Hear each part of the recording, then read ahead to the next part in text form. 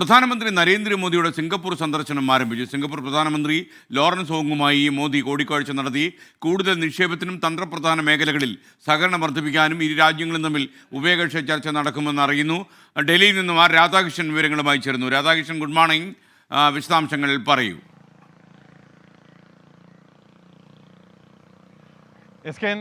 സിംഗപ്പൂരുമായിട്ട് നയതന്ത്ര തലത്തിലുള്ള ബന്ധം കൂടുതൽ ശക്തമാക്കുക എന്നുള്ളതാണ് സർക്കാരിൻ്റെ ലക്ഷ്യം.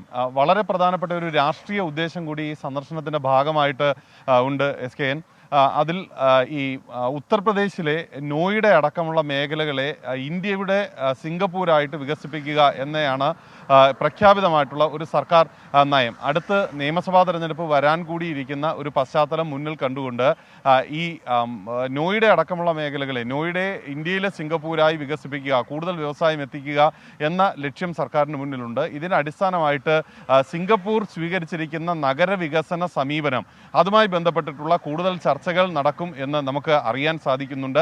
അത് രാഷ്ട്രീയമായിട്ട് വരുന്ന തെരഞ്ഞെടുപ്പിൽ ഉപയോഗിക്കുന്ന വിധത്തിലേക്ക് കൊണ്ടുപോകാനുള്ള ഒരു ലക്ഷ്യത്തിൻ്റെ കൂടി ഭാഗമായിട്ടാണ്. ഇതുകൂടാതെ വ്യത്യസ്ത മേഖലകളിൽ, നയതന്ത്ര മേഖലകളിലും ഉഭയകക്ഷി മേഖലകളിലും ഉള്ള സഹകരണം കൂടുതൽ ശക്തമാക്കുക, കൂടുതൽ വ്യവസായങ്ങൾ ഇന്ത്യയിലേക്ക് കൊണ്ടുവരുന്നതിന് പാകത്തിൽ നിക്ഷേപങ്ങൾ ഇന്ത്യയിലേക്ക് ക്ഷണിക്കുക എന്നുള്ളത് ഒക്കെയാണ് ഈ സന്ദർശനത്തിൻ്റെ ലക്ഷ്യം. പ്രധാനമന്ത്രിക്ക് ഇന്ന് പാർലമെൻറ്റ് ഹൗസിൽ സ്വീകരണം നൽകുന്നുണ്ട്. വലിയ രീതിയിലുള്ള പ്രാധാന്യം ഈ സ്വീകരണ പരിപാടിക്ക് കാണുന്നുണ്ട്. അങ്ങനെയുള്ള ഒരു സാഹചര്യത്തിലാണ് അദ്ദേഹം ഈ സിംഗപ്പൂരിലെ പരിപാടിയിൽ പങ്കെടുക്കുന്നത്.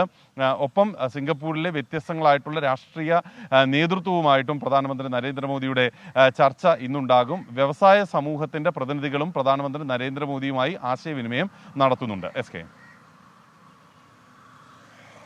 Thank you, Radhakrishnan.